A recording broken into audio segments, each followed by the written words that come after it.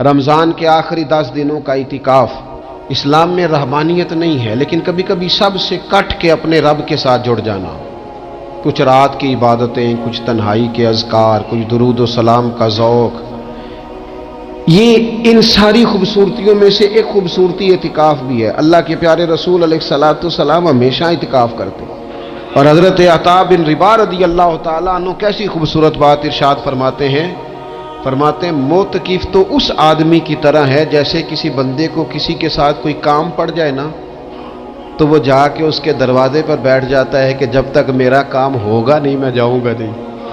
فرماتے ہیں یہ اعتکاف والا بھی آ کے رب کریم کے گھر بیٹھ گیا ہے کہ جب تک تو معاف نہیں کرے گا میں جاؤں گا نہیں، جب تک تو بخشش نہیں کرے گا میں اس دروازے سے ہٹوں گا نہیں۔ حضرت ابن عباس رضی اللہ تعالیٰ عنہ نبی پاک علیہ السلام کے روضہ انور کی طرف اشارہ کر کے کہا کرتے تھے زیادہ دیر نہیں ہوئی، اشارہ کر کے کہتے تھے زیادہ دیر نہیں ہوئی، اس روضہ مبارک میں آرام فرما۔ رسول رحمت علیہ السلام سے میں نے اپنے کانوں سے سنا ہے، اور جب یہ بات ارشاد فرماتے تھے تو روتے بھی تھے۔ فرماتے ہیں میں نے خود نبی پاک علیہ السلام سے سنا ہے کہ جو شخص اللہ تعالیٰ کی رضا کے لیے ایک دن کا بھی اعتکاف کرے گا نا، اللہ تبارک و تعالیٰ اس کے اور جہنم کے درمیان 3 خندقوں کی آڑ بنا دے گا، اور فرمایا ان کی مسافت زمین و آسمان سے بھی زیادہ ہوگی۔ یہ 3 خندقیں اتنی بڑی جن کی چوڑائی زمین آسمان سے بھی زیادہ ہوگی، ایک دن اعتکاف کر لے تو اللہ اس بندے کو دوزخ سے اتنا دور فرما دے گا۔ بہت سارے لوگ ہیں جن کو بڑا ٹائم ملتا ہے چھٹیاں گزارنے کے لیے، کبھی کسی سیاحتی مقام پر، کبھی کسی سیاحتی مقام پر، خرچہ بھی مل جاتا ہے، کام بھی ہو جاتا ہے، سارے سلسلے ہی بن جاتے ہیں، بڑی بڑی جگہوں پہ لوگ جا کے ٹائم گزارتے ہیں، تو ایسا نہ ہو کہ 10 دن اللہ کے گھر میں بھی گزارے جائیں۔ علماء نے لکھا ہے کہ کوشش تو کریں ہر سال اعتکاف ہو، نہ ہو سکے تو چلو چند سالوں کے بعد ہو جائے، اور فرماتے ہیں کہ زندگی میں ایک دفعہ تو اس سنت کو ضرور ادا کرنا چاہیے۔ کوئی بندہ ایسا نہ ہو جو محروم رہ جائے، زندگی میں ایک بار صحیح پر اعتکاف کے ساتھ اپنے آپ کو وابستہ ضرور کرے۔ نبی پاک صلی اللہ تعالیٰ علیہ وآلہ وسلم نے اعتکاف کا جو مقصد بیان کیا وہ شب قدر کی تلاش بیان کی۔ اعتکاف سے مراد یہ ہے کہ انسان سارا کچھ چھوڑ چھاڑ کے اللہ تعالیٰ کے گھر میں اس کی عبادت کے لیے، اس کو راضی کرنے کے لیے بیٹھ جائے، اور 10 دن جب وہ مسجد شریف میں حاضر رہتا ہے تو حضور صلی اللہ تعالیٰ علیہ وسلم فرماتے ہیں اللہ تعالیٰ اسے 2 حج اور 2 عمرے کا ثواب عطا کرتا ہے۔ اعتکاف کے اندر کچھ باتیں بڑی ضروری ہوتی ہیں، جیسا کہ انسان کو بلا ضرورت طبی مسجد سے باہر نہیں آنا، اس کو کوئی فضول بات نہیں کرنی، اس کو کوئی ایسا کام نہیں کرنا کہ جو شریعت اسلامیہ جس سے منع کرتی ہو۔ اس کے ساتھ ساتھ کچھ اعتکاف کے آداب بھی ہیں کہ اس نے 10 دن مسجد کے اندر رہنا ہے تو آخر اس نے کرنا کیا ہے۔ ہمارے ہاں لوگ مسائل پوچھ لیتے ہیں، اور مسائل پوچھنے کے بعد پھر ان کی گنجائش سے بہت زیادہ فائدہ اٹھاتے ہیں۔ اس میں کوئی شک نہیں ہے کہ باہر سے آنے جانے والے آدمی کے ساتھ آپ گفتگو کر سکتے ہیں، ضرورت کے تحت آپ ٹیلی فون پر بھی بات کر سکتے ہیں، لیکن اس کو اگر آپ نے یہی کام کرنا تھا اور بہت زیادہ وقت اسی پر ضائع کرنا تھا تو پھر تو آپ پہلے سے باہر موجود تھے۔ اعتکاف میں آنے کا مقصود تو اللہ کی عبادت ہے۔ اعتکاف میں جب آپ آ گئے تو اس کا مقصد ہے کہ آپ کچھ دنوں کے لیے لوگوں سے کٹ کے اللہ کی بارگاہ میں حاضر ہو، آپ نے اپنے رب کو راضی کرنے کا ارادہ کر لیا، تو اعتکاف میں ایک تو شوق سے آئیں۔ ہمارے علماء نے لکھا ہے کہ زندگی میں ایک بار تو اعتکاف کاری لینا چاہیے، اس پر توجہ ہو ہی جانی چاہیے۔ وقت ملنا تو زندگی میں پراپر طریقے سے تو بڑا مشکل ہوتا ہے، لیکن وقت نکال کے اعتکاف میں ایک دفعہ تو زندگی میں آ ہی جانا چاہیے، اور کسی کو ہر سال موقع مل جائے تو پھر تو کیا ہی بات۔ تو اعتکاف کے اندر جو کام ہم نے کرنے ان میں سب سے زیادہ اور سب سے پیارا کام یہ ہے کہ کثرت کے ساتھ قرآن پاک کی تلاوت کریں۔ نبی پاک صلی اللہ تعالیٰ علیہ وآلہ وسلم رمضان المبارک میں قرآن پاک کا دور فرماتے تھے حضرت جبریل امین علیہ السلام کے ساتھ، اور جس سال حضور کا وصال ظاہری ہوا اس سال حضور فرماتے ہیں 2 مرتبہ قرآن پاک کا دور کیا۔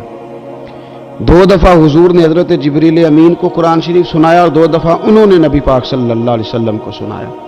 تو بہت کثرت کے ساتھ قرآن پاک کی تلاوت کی جائے۔ ایک پہلو اور بھی ہے اس کا، اس پر بھی آپ توجہ کریں قرآن مجید کو پڑھنا بھی ضروری ہوتا ہے اور صحیح پڑھنا سب سے زیادہ ضروری ہوتا ہے۔ تو اگر آپ کسی ایسی مسجد میں تشریف فرما ہیں جہاں آپ کے لیے بندوبست کیا گیا ہے تو کوشش کریں کہ وہاں قاری صاحب سے، عالم صاحب سے، امام صاحب سے آپ قرآن مجید کو سیکھیں۔ اور کوئی زیادہ مشکل نہیں ہے، پورے 10 دن آپ موجود ہیں، اور اگر آپ 10 دن پوری توجہ کے ساتھ قرآن مجید کے مخارج پہ لگائیں گے تو امید ہے کہ بہت حد تک آپ کو قرآن مجید سمجھنے میں، پڑھنے میں آسانی ہونے لگی۔ دوسرا، اعتکاف میں جب آپ موجود ہیں تو آپ کو کوشش کرنی ہے کہ آپ محاسبہ نفس پر توجہ دیں۔ آپ اپنے اوپر غور کریں، زندگی میں کون سی ایسی غلطیاں ہیں جو جان نہیں چھوڑ رہی، ان کی کس طرح کر کے اصلاح کی جا سکتی ہے، کون سے ایسے کام ہیں جو میں کرتا ہوں تو اس غلطی میں زیادہ مبتلا ہو جاتا ہوں، اور کون سی ایسے کام ہیں، کون سی ایسی جگہ ہیں جہاں میں جاتا ہوں تو میرا ان غلطیوں سے نکلنے میں مجھے وہ جگہیں اور وہ کام مددگار ہوتے ہیں۔ تو اپنے محاسبہ نفس پر توجہ دی جائے۔ اعتکاف کے 10 دنوں میں موقع ملتا ہے انسان کو اپنے لیے سوچنے کا۔ حضرت مجدد الفسانی شیخ احمد فاروق سرہندی رحمۃ اللہ تعالی علیہ سے کسی نے پوچھا تھا کہ دنیا میں خوش نصیب شخص کون ہوتا ہے؟ تو فرمایا جسے دید قصور حاصل ہوتی ہے۔ حضور دید قصور کیا ہوتا ہے؟ فرمایا جسے اپنی غلطیاں نظر آنی شروع ہو جائیں۔ جب اللہ تعالیٰ کسی کے ساتھ بھلائی کا ارادہ کرتا ہے تو اس کی کمزوریاں، اس کی غلطیاں اس کے سامنے لاتا ہے تاکہ اسے اصلاح کا موقع ملے، اور جب ایسا نہیں ہوتا تو پھر تو لوگ جب غلطی مانیں گے ہی نہیں تو اصلاح کیسے ہوگی؟ تو اعتکاف کے 10 دنوں میں محاسبہ نفس پر خاص توجہ دیں، اپنی زندگی میں اپنا حساب کریں، اپنا حساب۔ اور جناب عمر فاروق رضی اللہ تعالیٰ عنہ کی وہ روایت ہمیں بتاتی ہے کہ حساب کر لو اس سے پہلے کہ تمہارا حساب کیا جائے۔ تیسری بات، ایک تو قرآن پاک پڑھیں گے، ایک محاسبہ نفس کریں گے، تیسری بات مراقبہ کریں۔ کچھ دیر کے لیے بیٹھیں، یہ غور کریں کہ رب تعالیٰ نے ہمیں نعمتیں کتنی عطا فرمائی ہیں، پھر یہ غور کریں کہ ان نعمتوں کے بارے میں، ان نعمتوں کے ساتھ ہماری عبادت کتنی ہے، ہمارا شکر کتنا ہے۔ زندگی اپنی کا حساب لگائیں، غور کریں کہ کتنا کچھ ہے جو ہمیں محنت سے ملا ہے اور کتنا ہے جو بغیر محنت کے ملا ہے، اور کون سی ایسی نعمتیں ہیں جن کا ہم نے شکریہ ادا کیا اور کون سی ایسی ہیں جن پر ہم نے کبھی توجہ ہی نہیں کی کہ یار یہ تو بہت بڑی نعمت ہے جو اللہ نے ہمیں عطا کی ہوئی۔ اپنی گردن کو جھکا کے تھوڑا غور و فکر کریں۔ تفکر کا درس دیا ہے قرآن پاک نے، بار بار کہا ہے تفکر کرو، غور کرو، تدبر کرو، تو یہ ہمیں موقع میسر آتا ہے۔ چوتھی بات، اعتکاف کے دنوں میں اپنے رب کریم کے ساتھ اپنی توجہ کو لگائیں۔ قرآن حکیم نے جو کہا نا کہ رب کی عبادت اس طرح کرو کہ تمہیں نا یقین حاصل ہو جائے، کھول کر اس کی بارگاہ میں سجدے کریں، دعائیں مانگیں۔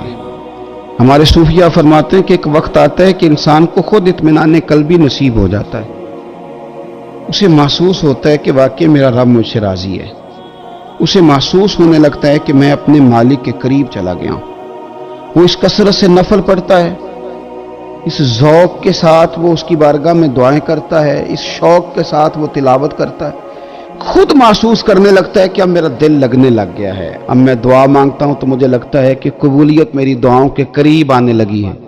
اللہ نے ہمیں یہ موقع دیا ہے کہ ہم خوب اس پر توجہ کریں۔ پانچویں بات اعتکاف والوں کی خدمت میں یہ عرض کرنی ہے کہ پورے 10 دن ہمارے پاس موجود ہوں گے اور ہم نے مسجد میں ہونا ہے، تو کیوں نہ ایسا کریں کہ از اول تا آخر، صبح سے شام تک ہم ہر وہی کام اسی طریقے سے کرنے کی کوشش کریں جو طریقہ ہمیں رسول پاک نے عطا فرمایا۔ ہمارا کھانا، پینا، سونا، جاگنا، بولنا حضور کی اتباع میں لے آئے۔ ہم ان 10 دنوں میں ہم پریکٹس کریں کہ ہم نے سنت کے مطابق، حضور کے طریقے کے مطابق سارے کام کرنے۔ آپ اگر یہ ارادہ کریں گے تو پتہ ہے مدینے والے محبوب علیہ السلام نے فرمایا جس نے میری ایک سنت کو زندہ کیا گئے گزرے دور میں رب اسے 100 شہیدوں کا ثواب عطا فرمائے گا۔ تو اتنا اعزاز ہے۔ تو ان 10 دنوں میں ہونا بھی مسجد میں ہے، ہونا بھی باوضو ہے، تو کیوں نہ سارے کام سیکھا جائے، پڑھا جائے اس سے پہلے کہ کھانا کس طرح کھانا سنت ہے اور کس طرح بیٹھ کے کھانا سنت ہے، اور پھر کس طرح کر کے گفتگو کرنا حضور علیہ السلام کا مقدس طریقہ تھا، وہ کس طرح سے پھول جھڑتے تھے جن سے لوگ فیض حاصل کرتے تھے۔ تو اعتکاف میں اپنی مصروفیات کو ان 5 کاموں میں لگائیں۔ ایک تو تلاوت قرآن حکیم کریں، دوسرا محاسبہ نفس، تیسرا مراقبہ کریں، تدبر کریں، غور کریں اپنے اوپر بھی اور اللہ تبارک و تعالیٰ کی نشانیوں پر بھی، اور چوتھا یہ کہ کوشش فرمائیں کہ ہم اپنی عبادت کو، اپنی دعا کو، اپنے استغفار کو اس طرح کا بنائیں کہ ہمیں محسوس ہو کہ قرب الہی کے جانب ہمارا سفر ہے۔ اور 5واں، ان 10 دنوں میں سنت اور شریعت کی وہ ساری چیزیں جس کا دین ہم سے مطالبہ کرتا ہے۔ اب تو ہم بالکل دنیا سے ایک سائڈ پہ ہو کے بیٹھے ہیں۔ اب رمضان المبارک کے اندر آخری عشرہ شب قدر کی تلاش کا عشرہ ہے۔ اللہ کے پیارے رسول صلی اللہ تعالیٰ علیہ وسلم ان 10 دنوں میں خود بھی عبادت کرتے تھے اور گھر والوں کو بھی جگایا کرتے تھے، اور اپنے اہل خانہ کو تاکید فرماتے تھے کہ اٹھو اٹھو، آگے بڑھو، یہ آرام کرنے کے دن نہیں ہیں۔ ہمارے ہاں یہ ہوتا ہے کہ وہ جو آخری 10 دن زیادہ عبادت کے تھے، شب قدر کی تلاش کے تھے، وہ آخری 10 دن سارے بازار میں گزر جاتے ہیں۔ کپڑے سلوائے جا رہے ہیں، کپڑے خریدے جا رہے ہیں، جوتے خریدے جا رہے ہیں، واپس کیے جا رہے ہیں، دوبارہ لیے جا رہے ہیں، سفر ہو رہا ہے، آنا جانا ہو رہا ہے، عیدیاں بٹ رہی ہیں۔ تو یہ سارے کام جو آخری عشرے میں کرنے ہیں، جو زیادہ عبادت کے دن تھے، وہ سارے کام تو رمضان سے بھی پہلے کر لینے چاہیے۔ کپڑے رمضان سے پہلے خریدے جائیں، پہلے سلوا لیے جائیں، جوتے پہلے لے لیے جائیں، ضرورت کے کام پہلے کر لیے جائیں۔ جہاں آپ کو جو بانٹنا ہے وہ رمضان سے پہلے کریں۔ وہ مفت کی اپنے دل کو مطمئن کرنا کہ اب میرے پاس یہ بڑے میں خیر کا کام کرنے نکلا ہوا ہوں، میں عیدی بانٹنے جا رہا ہوں، یہ پہلے بانٹنے تھے۔ یہ عجیب بات ہے کہ جو زیادہ وقت مسجد میں گزارنے کا ٹائم تھا وہ سارا ہم نے ضائع کر دیا۔ وہ ادھر ادھر بازاروں کی نظر ہو گیا، میل ملاپ کی نظر ہو گیا۔ تو اگر چیزوں کو مرتب کیا جائے، میں تو دوستوں سے کہا کرتا ہوں، زکوٰۃ کا حساب، صدقات کا حساب، صدقات فطر کا حساب، جتنے بھی روٹین کے کام ہیں اس کو کوشش کریں رمضان شریف سے پہلے آپ ترتیب دیں۔ آپ ان چیزوں کو پہلے سے مرتب کریں تاکہ وہ بہترین ہو جائیں۔ ہم تو اس دین کے ماننے والے ہیں جہاں نیت کرو تو اجر شروع ہو جاتا ہے۔ آپ رمضان کی نیت سے جو آج خرچ کریں گے اس کو اللہ تعالیٰ رمضان کے ثواب کے برابر ہی اجر عطا فرمائے گا۔ لیکن وہ ہم نا کچھ لوگ بڑا ایک صاحب مجھ سے کہنے لگے، جی میں نے سنا ہے صدقہ فطر آخری عشرے میں ہی دینا چاہیے۔ میں نے کہا آپ کا پروگرام تب دینے کا، اس لیے آپ نے یہ گاڑا کر کے سن لیا، ذرا اس کو آپ نے زیادہ غور سے سن لیا ہے۔ آپ جب ضرورت محسوس کریں، جب آپ سمجھیں کہ کسی کو ضرورت ہے، ضرورت کے وقت کوئی چیز کام نہ آئی تو پھر کب جا کے کام آئے۔ تو میری آپ سے یہ اپیل رہے گی کہ پہلے سے چیزوں کو مرتب کریں، معاملات کو پہلے سے طے کریں۔ وہ لوگ بڑے اچھے ہوتے ہیں جو وقت پر منصوبہ بندی کرتے ہیں، جو چیزوں کو ٹائم پہ مرتب کرتے ہیں۔ وہ ٹائم جو ہمارا بالکل اللہ کی بارگاہ میں حاضری کا ہے، عبادات کا ہے، اگر وہ سارا گاڑیوں کی نظر ہو جائے گا، اسفار کی نظر ہو جائے گا تو ہم نے حاصل کیا کیا۔ ایک بات آخر میں بڑے درد کے ساتھ آپ کی خدمت میں عرض کرنی ہے، ہر سال کہتا ہوں، اس سال بھی کہوں گا، ذاتی اخراجات کو کچھ کم کیا جائے۔ ذاتی اخراجات نہ کچھ لوگوں کے بہت زیادہ ہیں، ان کے اپنے لباس کے، کپڑوں کے، اور وہ اخراج میں نے پچھلے جمعے بھی کہا تھا، اسلام ذبائش کی اجازت دیتا ہے، نمائش کی اجازت نہیں دیتا۔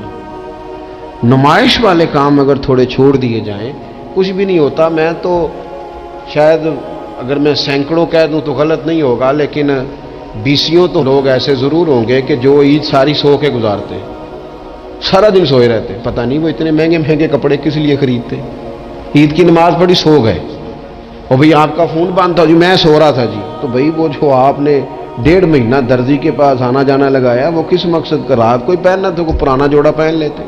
ایسی مصیبت کیا بنی ہوئی تھی؟ اتنے مہنگے کپڑے خریدے، اتنا مہنگا جوتا لیا اور دن سارا سو کے گزار دیا۔ ذاتی اخراجات کم کریں۔ پتہ کیا ہے، فرق بہت بڑھتا جا رہا ہے، بہت بڑھتا جا رہا ہے۔ یعنی ایک جگہ پہ چیزیں پڑی ہیں، خراب ہو گئی ہیں، کھانے کا ٹائم نہیں، پہننے کا ٹائم نہیں، اور ایک جگہ وہ ہے کہ جہاں لوگ دوائی کو ترس رہے ہیں۔ گندم امیر شہر کی ہوتی رہی خراب، اور بچی کسی غریب کی فاقوں سے مر گئی. اور کسی نے کہا تھا کہ غریب شہر تو فاقوں سے مر گیا لیکن امیر شہر نے ہیرے سے خودکشی کر لی. اللہ معاف فرمائے. تو بہت ساری جگہوں پہ لوازمات زیادہ ہیں، اخراجات زیادہ ہیں، تکلفات زیادہ ہیں. اس رمضان میں مہنگائی کا جو زور ہے، حالات کی جو سنگینی ہے، اور تھوڑا پیچھے جائیں تو غریب علاقوں میں جس قسم پرسی کے ساتھ لوگ اپنا وقت بتا رہے ہیں، اگر صرف امیر لوگ اپنے کچھ ذاتی اخراجات کو کنٹرول کرنے میں کامیاب ہو جائیں تو بڑے سارے لوگ ایسے ہیں جن کے لیے وہ خوشیاں بانٹنے کا ذریعہ بنیں گے، اسباب. اور ویسے بھی زندگی سادہ کریں، آسان ہو جائے گی. زمین پر چلیں، آپ محسوس کریں گے کہ زندگی بہتر ہو گئی ہے، آسانی والی ہو گئی ہے. اللہ کی بارگاہ میں دعا کرتا ہوں اللہ تعالی ہم سب